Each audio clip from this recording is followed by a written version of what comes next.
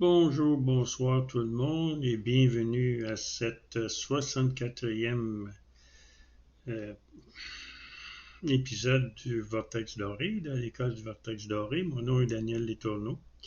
Je ne voulais pas faire d'épisode cet été car je vis sur un boulevard et lorsque la porte de ma porte-patio est ouverte, il y a beaucoup de bruit.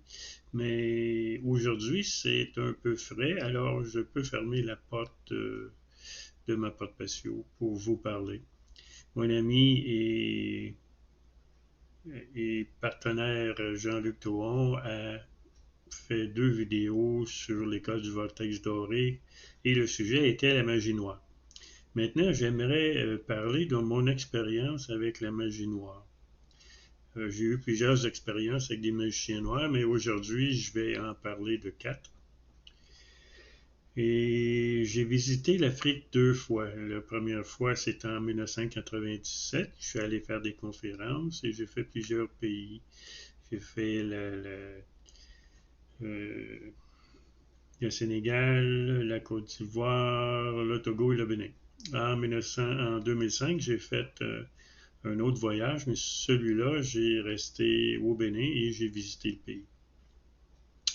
Alors, ma première expérience s'est déroulée chez une dame où ce que j'étais avec elle et on parlait, on discutait. Il était midi, alors il y avait beaucoup de lumière dans son appartement. Pas besoin d'ouvrir une lumière. Et tout d'un coup, euh, c'est devenu sombre dans l'appartement. Alors, pour moi, j'ai comme été un peu surpris de voir l'ombre apparaître. Et la madame, elle savait ce que c'était. C'était une attaque de magicien noir. Alors, elle a comme perdu la boule, la carte, et elle courait dans son appartement et elle criait gris-gris, gris-gris, sans arrêt. Alors, je ne savais pas trop quoi faire. Alors, j'ai entendu dans mon oreille gauche, j'ai entendu prends la clé sur le bord de la fenêtre et dessine un rond au milieu de la pièce.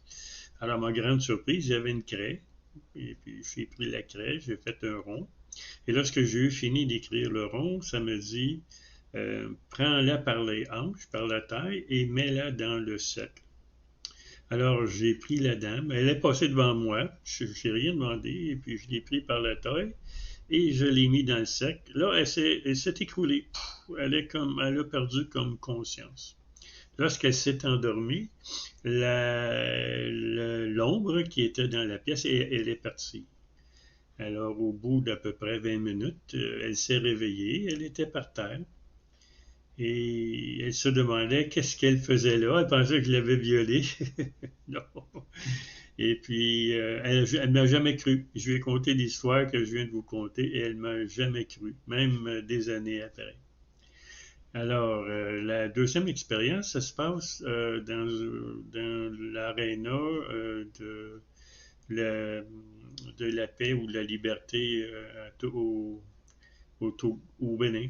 Et puis, je faisais une conférence là, mais à la fin de la conférence, il y en avait un autre. Alors, je suis allé m'asseoir dans la salle avec les Africains. Il y avait une place de lit très, très, très loin. Normalement, les Blancs devaient s'asseoir en avant, puis les organisateurs nous mettaient là pour nous protéger contre la magie noire. Mais je voulais vérifier si c'était vrai ou non. Alors, au bout d'à peu près 5 minutes, après que le séminaire a commencé, je me suis senti comme des tentacules qui essayaient de percer mon champ magnétique ou mon aura. Alors, je me sentais pas très bien. Alors, j'ai entendu encore dans mon oreille, là, je ne peux plus te protéger. Il faut que tu sortes. Alors, j'ai senti comme 2 mains me prendre mes 2 fesses et me lever et me faire descendre les marches. J'ai descendu très rapidement. Hein, et puis là, je suis arrivé à un couloir et je suis arrivé à une porte, et puis c'était barré avec une chaîne de l'autre côté. Mais les portes se sont ouvertes. Alors j'ai sorti, puis il y avait un gardien de sécurité qui était là, puis il était tout surpris de me voir sortir parce que lui, il savait qu'il y avait une chaîne qui accrochait les poignées. Alors les portes se sont fermées et les chaînes se sont remises en place, et puis moi j'ai continué mon chemin sans problème. Et ensuite, lorsque j'étais chez mon ami qui m'hébergeait au Bénin, je me retrouve dans la quatrième dimension. Je me réveille, je dormais, je me réveille. Et je me retrouve dans la chambre de mes amis et ils dormaient. Et puis, il y avait un magicien noir qui leur lançait des poignards ou des lames. Alors, lorsqu'il m'a vu, il a été très surpris. Alors, il s'est retourné vers moi. Et là, il me dirigeait ses poignards vers moi. Mais j'étais beaucoup plus rapide. Alors, j'ai fait le tour de lui. Et puis, il a été très surpris que je sois si rapide. Il était très, très, très surpris. Alors, il a pris son temps. Il s'est retourné tranquillement. Et là, il me lançait encore des dards.